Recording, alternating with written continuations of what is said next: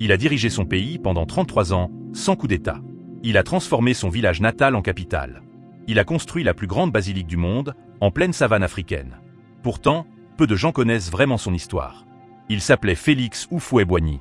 Et voici son histoire.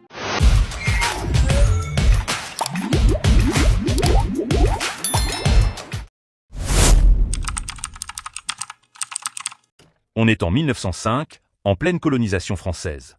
Un petit garçon naît dans un village appelé Yamoussoukro. Ce garçon, c'est Houphouët-Boigny.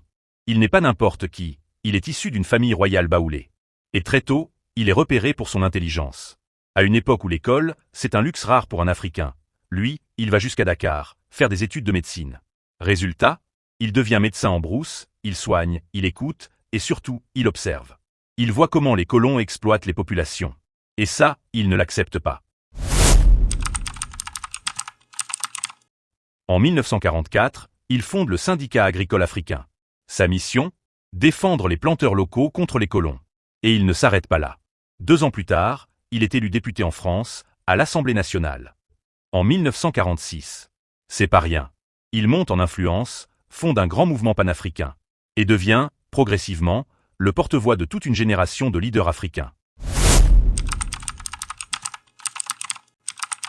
En 1960, c'est le grand tournant. La France commence à lâcher ses colonies, et la Côte d'Ivoire prend son indépendance. Et là, sans surprise, Houphouët devient président. Ce qu'il veut? La paix, le progrès, le développement. Il travaille avec la France, avec les grandes entreprises, et fait de la Côte d'Ivoire la vitrine de l'Afrique de l'Ouest. Résultat? Des routes, des écoles, de l'électricité. Une vraie croissance. On l'appelle même le miracle ivoirien.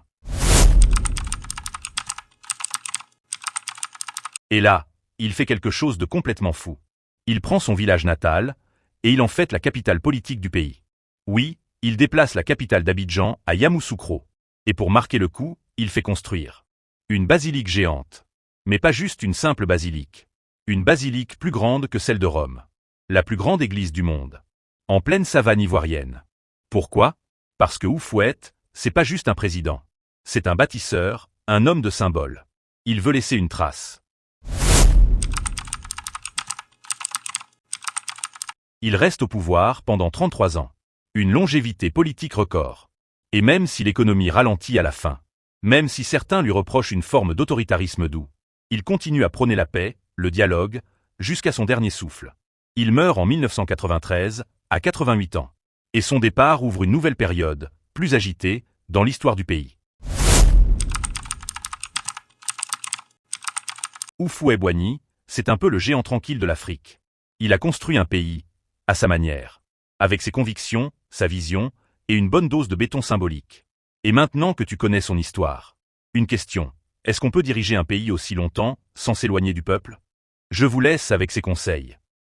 Travaillez, prenez courage, ça viendra, vous avez tout pour réussir. Une terre riche, de jeunes gens intelligents. Ne couragez pas, je l'ai dit, la vie c'est une course. Personne n'a encore atteint son plein développement. Et on ne juge pas au départ. Mais à l'arrivée, personne n'est arrivé. Donc, allez, courez avec